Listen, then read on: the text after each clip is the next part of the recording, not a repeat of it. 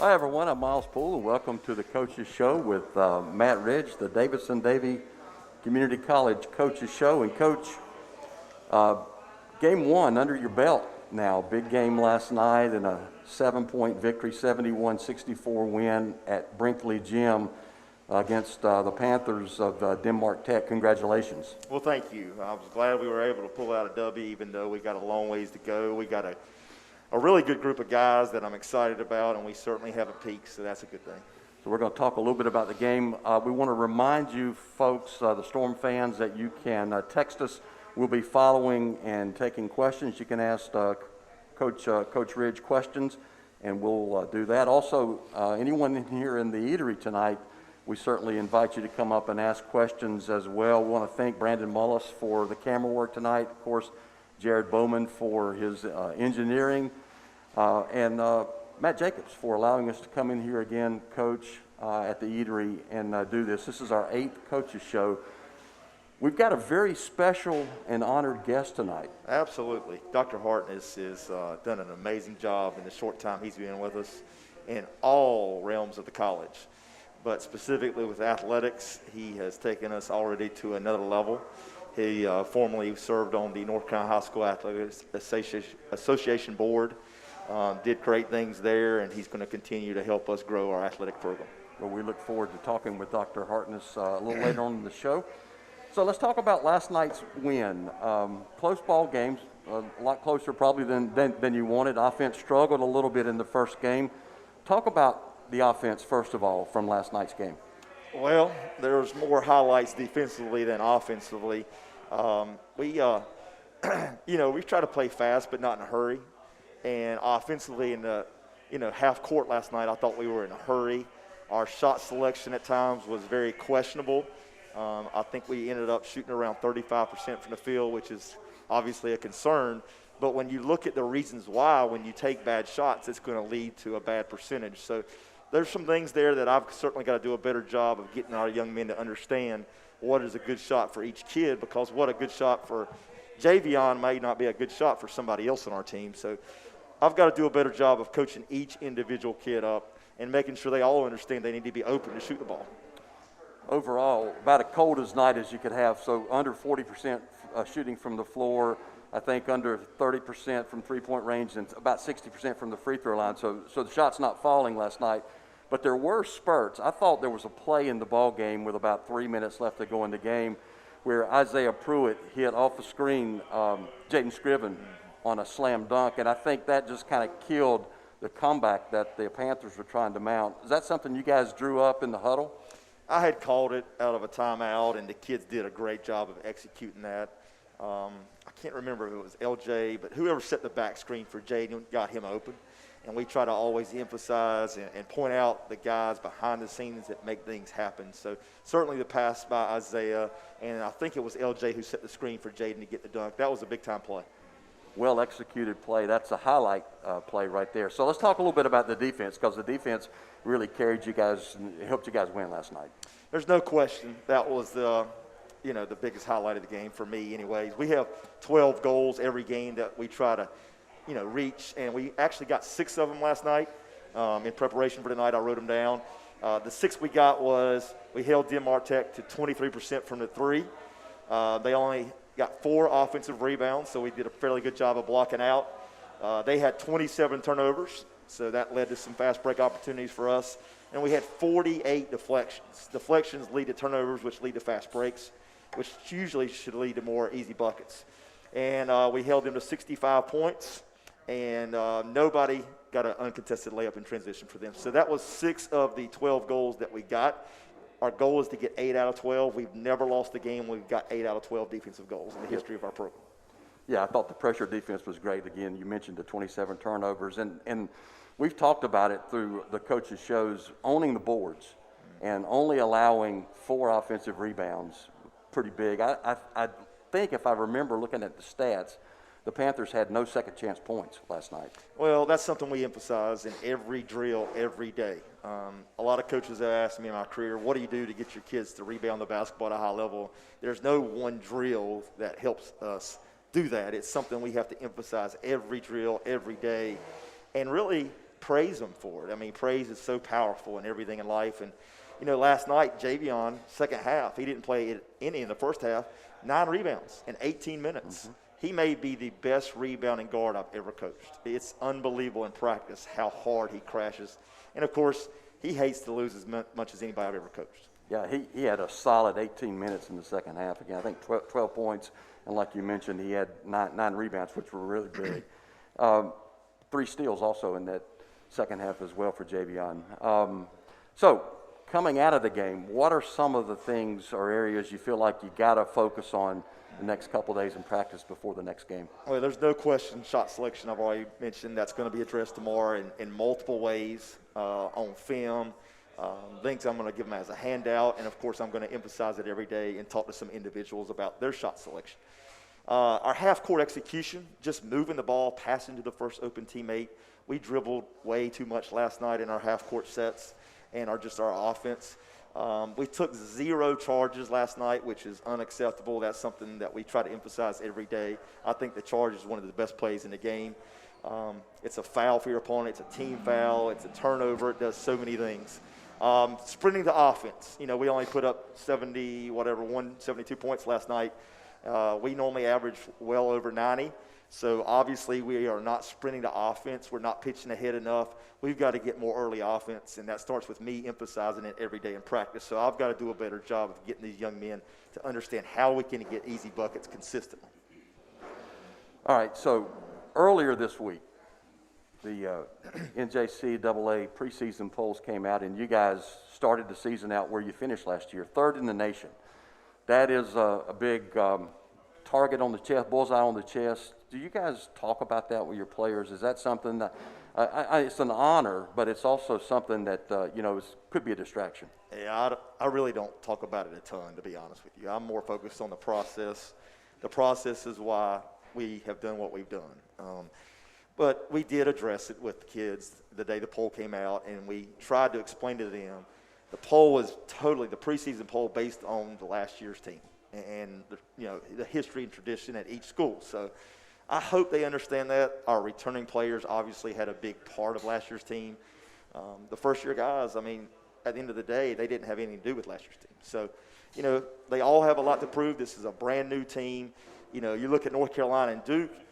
Here they started in the top 25 in the NCAA AP poll, and they're both out of it. So if you don't continue to focus on the process instead of the results, the results can quickly change. So I'm hoping tomorrow at practice I can get our guys humble and stay humble throughout this whole season. Well, again, congratulations. Game 1 under the belt. You're 1-0 on the year. Can't talk about that too much now because you got another game coming up Monday, right? So we've got coming up next Caldwell Community College on the road up in Hudson, a couple hours away from here. You scrimmaged them prior to the end of the year a couple of times, home and away. You won both of those games. What kind of game are we expecting, or can we expect Monday on the road? Well, the fact that we beat them in 2 scrimmages, they're going to be hungry. And so, they blew out Catawba Valley, I think, last weekend. They're a much improved team already. They'll play Denmark Tech this Saturday, so that'll give us some kind of gauge. We have no film on them other than when we played them. And the 2 scrimmages, Coach McIver split their team up into 2 separate teams. So we played our entire team against them both. So we haven't seen all their best players together. So obviously Monday night's going to be much different, and our guys got to understand that. So when you're preparing for a team that you've already seen a couple of times, do you do anything different, or do you pretty much stick through the same routine of preparation? It depends on who we're playing, but we pretty much stick to the same process of preparing. My staff and I spend a lot of hours behind the scenes doing scouting reports, not just offensively and defensively, but making sure we understand how to close out on each individual player. Sometimes we do Kobe closeouts. In other words, they can both shoot it and drive it. Some guys we want to make them drive that can only catch and shoot. So we try to do a very detailed scouting report for every game. But right now, the only film we have on Caldwell is our 2 scrimmages, and we don't even have their roster. So hopefully between now and Monday, I can get some of that and compile a really good scouting report. Now, when you're doing your scouting reports, I'm curious, do you spend more time looking at their offense or their defense? It really depends on the opponent. You know, there's some teams we play that run multiple defenses that we have to prepare for. And then there's some teams that run a lot of different type of action offensively. So it really, Miles, depends on the opponent. So Monday, the first real road game for this team. What's a typical routine for travel day for you guys? We normally try to arrive approximately an hour and a half before tip, hour and 45 minutes before tip. That gives our guys time to change, get taped, be on the floor a minimum of an hour before the game. They start shooting around an hour before the game. At 28 minutes, they go to the locker room. I come in and talk to them, go over kind of the scout report. They go back out around 20 minutes approximately, do their pregame warm-ups, passing, shooting, layups, lines, and all that. And then they come back into the locker room at 8 minutes, and then, of course, I go over matchups, and then we come out and play. Well, good luck to you guys on Monday. Hopefully you'll bring home a win. We have another home game against Fayetteville Tech on Thursday. Mm-hmm. So we're looking forward to that one as well, and we'll be chatting about that one in our next coaches show 2 weeks from now. So conference update. I read somewhere recently that Sandhills Community College has been added to the conference, I think because of some COVID issues. You've got 2 games with him now scheduled. So I think a home game February 21st, and then an away game toward the end of the season, the 27th of March. Sandhills Division III, they were able to play a national championship, kind of a shortened version of a national championship last year. They are the defending national champions, so they've added some power to your conference. There's no question Mike does a great job. We've played against his teams for years before we moved up to D2. You know, we, in a normal year, played them in the regional finals a lot. He does a great job on the road recruiting and getting his kids to play extremely hard and unselfish. So those are games that, you know, I know our kids are looking forward to, our community's looking forward to. I've had a lot of people ask me about those 2 games and dates already. So hopefully we can get a lot better between now and then. And I got to get our kids to play hard, smart, and together at a higher level, because I know Mike will have his group doing that. We look forward to those 2 games, and we'll take a quick break now from basketball. We want to bring in our special guest, Dr. Darrin Hartness, who is the president at the college at Davidson-Davie Community College, and Dr. Hartness, welcome. Thank you for sharing some time with us tonight. Thank you, Miles. It's great to be here. So we've talked a lot about basketball over the 8 coaches shows that we've had, and we've not really touched a tremendous amount on the college. There is a lot that this school has to offer, founded in '63, so it's been around a long time.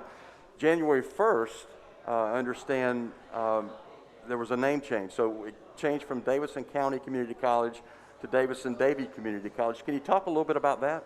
Absolutely. First, I want to say thanks, Miles, for doing this coaches show. Thanks to Matt and the folks and the staff here at the Eatery. Jared and I were just talking about what a great place to come and eat something. So come on out and visit the Eatery for sure. But yes, you're right. We did change the name of the college on January the 1st. It's something that our trustees have been talking about for several years. When you look back at our history as a college, we did open in 1963 as an industrial education center. And then in 1965, our name was Davidson County Community College when we first chartered the college. But over the years, Davie County has always been a part of the college. There's 58 community colleges out of the 100 counties of North Carolina. And our service district includes Davidson and Davie. Davie built a multi-campus or a small campus in Mocksville in 1994. And our trustees felt like, now was an appropriate time to change the name of the college to better reflect our service district. Well, I said the college has been around a long time. It's 63, so it's 58 years old. I was born in 61. I'm not old, I'm young, so it's 58 years young.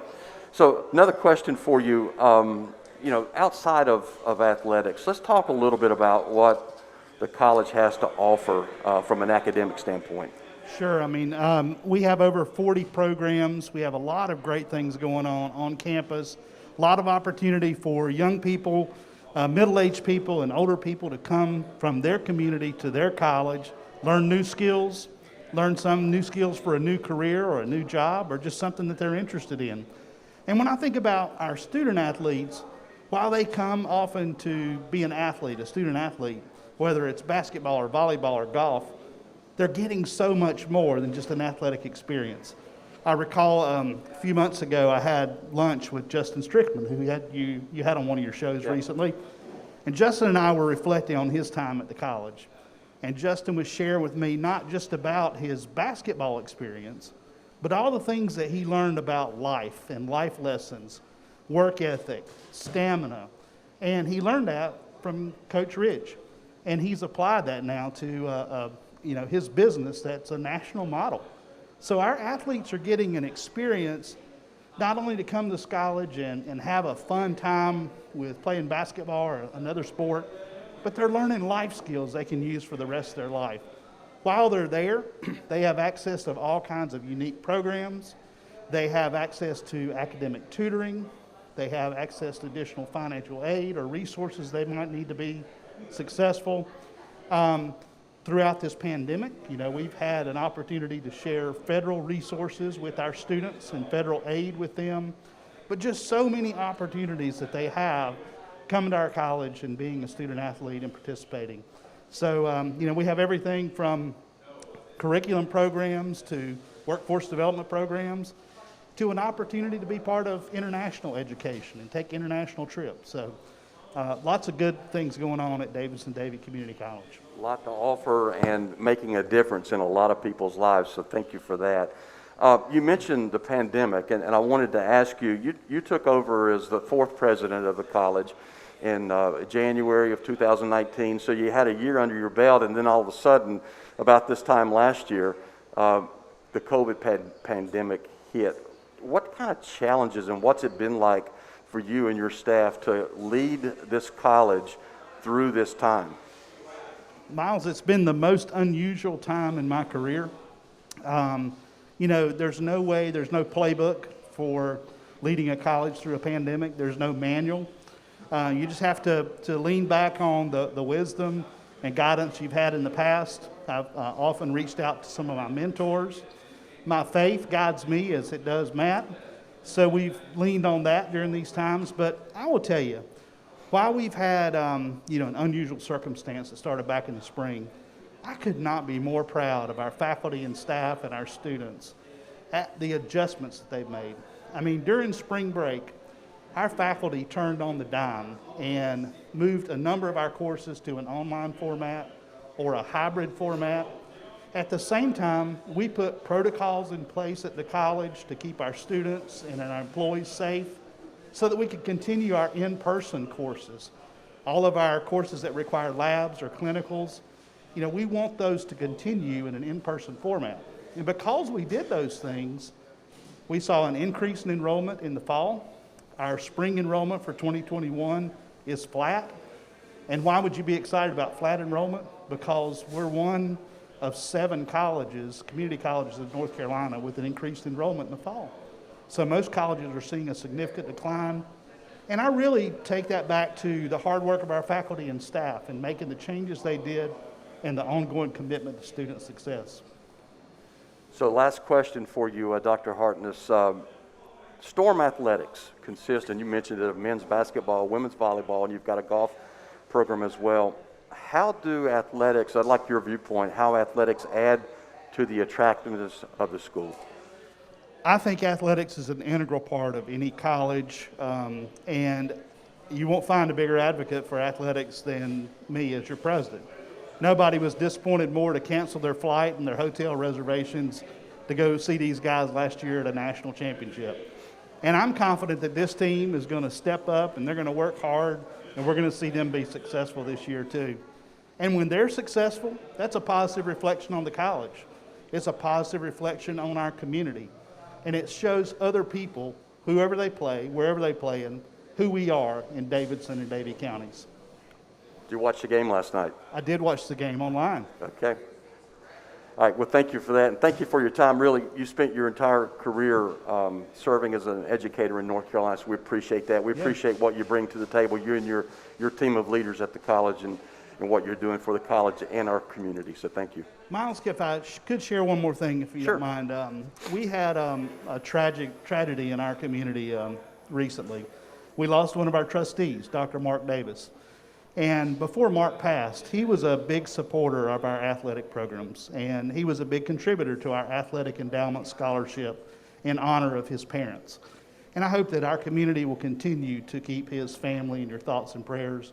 And if you want to really give back to this community and give back in honor of Mark, I hope that people will consider donating to the athletic endowment scholarship to provide scholarships for these young men and women who are student athletes at our college. Great idea, and thank you for that. Thank you, Miles. Thank you for your time. Yes, sir. Dr. Hartness. Dr. Hartness, the college president, that was quite a treat there to have Dr. Hartness on as the special guest, and he was a very special guest of our program. So, got players in here. Do we want to talk to players, or do we want? I think that's a great idea. Okay. See Isaiah, Javion, LJ. Let's get JJ. Javion up here. Javion. Where's Javion?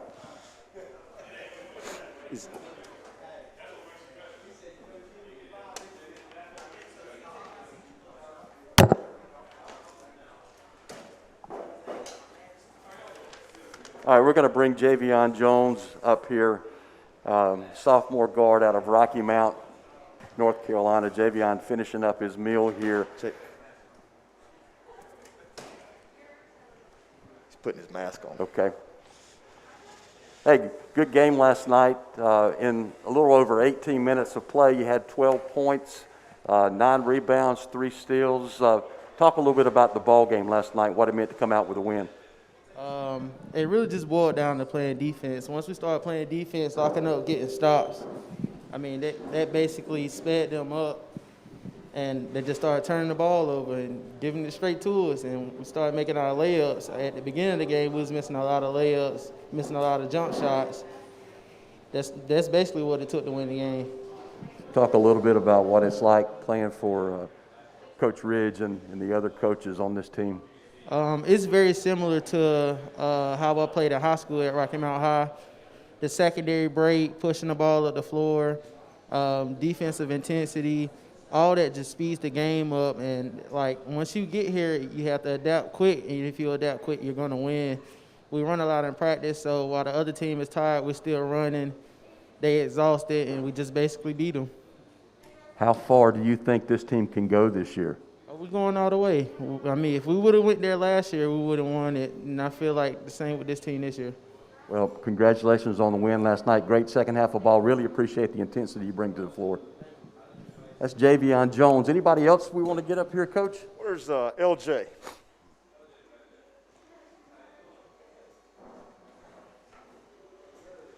LJ had a good game last night. I'm not sure what he was from the field, but I think it was around 50%.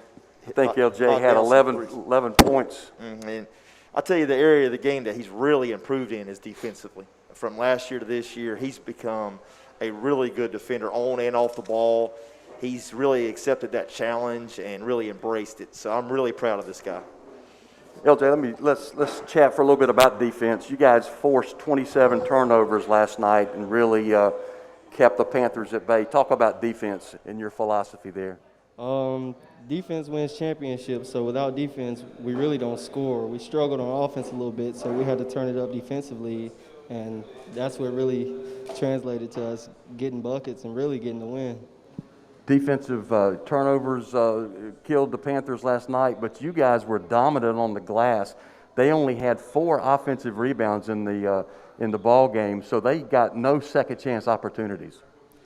Well, I mean, it kind of started with Javion in the second half. He came in, and I think he had 9 rebounds after halftime. So we just all try to follow his lead and do what we can to pitch in and get rebounds and play defense. Well, I'm going to ask you the same question that I asked Javion. How far do you think this team can go this year?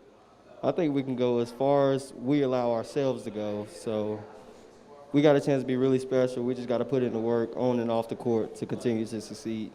Well, great game last night, 11 points. Really good defensive effort. Congratulations, 1-0. Let's get them again on Monday. Yes, sir. All right, that's L.J. Rogers, the sophomore guard out of Mebane, Eastern Alamance product. So I can put this mic down now. Coach, we've got a little time left.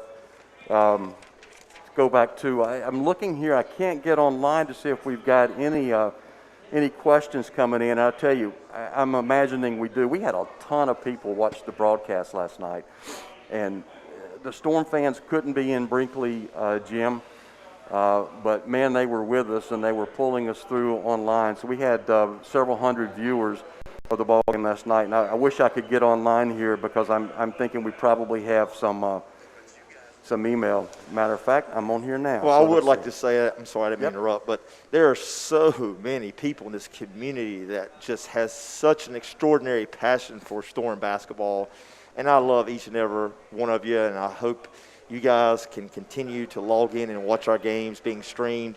Jared Bowman has made all that happen behind the scenes. His countless hours of preparing even tonight's show. We certainly appreciate you, Jared.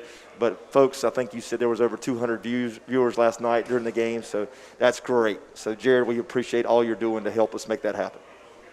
So we got about 5 minutes left. I wanted to talk a little bit about practice time and some things that you guys work on. You've talked about your philosophy of playing inside out, the importance of getting to the free throw line. How much time do you guys spend practicing free throws? And is that something that how do you coach that? Well, first of all, Coach Smith, when I was a JV player in Chapel Hill and JV assistant, always emphasized points per possession. And when you compare points per possession when you go to the free throw line versus shooting 2-point field goals versus shooting 3-point field goals, consistently you score more points per possession when you get to the free throw line. So you want to attack the glass one of two ways, either off the dribble or getting the ball inside. We're blessed this year to have some really good post players. Naze Baltimore, who is a much better player than he played last night. He was all-region as a freshman, and he got in some foul trouble last night, which limited his minutes. But, that should be a strength of our offense, and it should run through Nas, and our guys know that. But once you get to the line, there's only two ways to be a confident shooter. Number one, it's getting reps up and just getting reps up and getting more reps up. The more times you see the ball go through the net, the more confident you're going to be. And then the second part of that is the mental approach to when you go to the foul line. I always tell our guys when I got fouled, whether I made it or not, Miles, I looked up at the scoreboard and added 2 points to either Ledford or Carolina when I played in college. So you got to know what's going in before you shoot it or you don't have a chance. So if we think about it, and I tried to watch last night. I got to the game a little bit late to see some of the warm-ups and stretching, but question that came in, do your players have a standardized stretching and warm-up pregame routine? They do.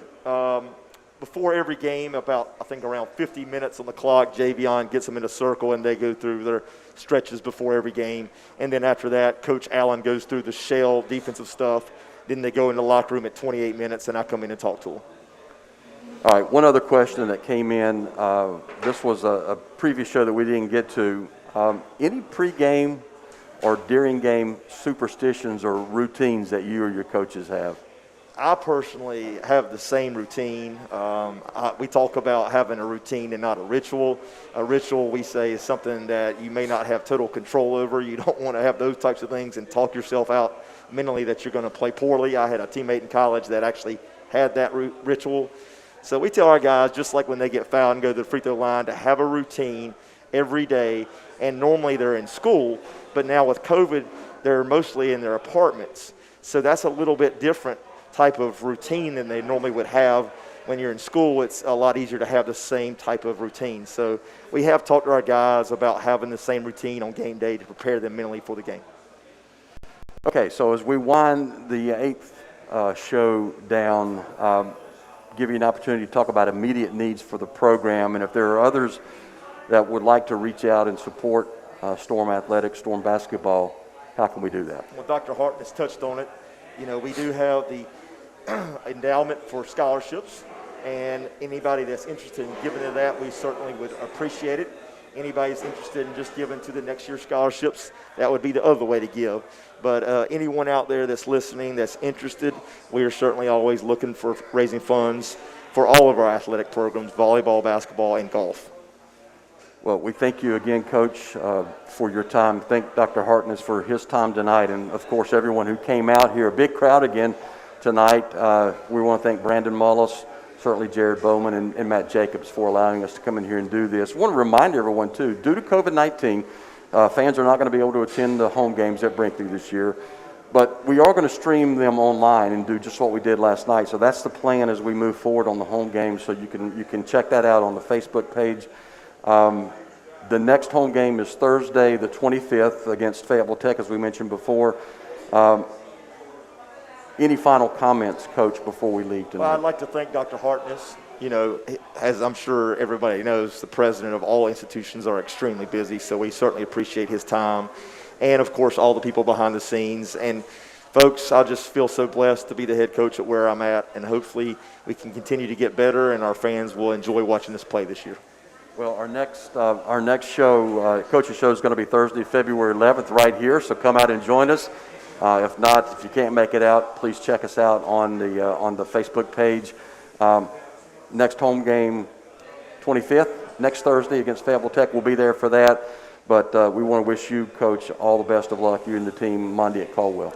Well, thank you. 25th at Caldwell, the 28th at home next Thursday night. Fayetteville Tech is a really, really improved team. They beat Sand Hills by 30 points in a scrimmage. So that's going to be a big-time challenge. Coach Hurd's a really good friend of mine, and I know he's excited about his group this year. Well, we want to thank you for watching us tonight. Thank you for supporting Storm Athletics, Storm Basketball, and we'll see you here in 2 weeks.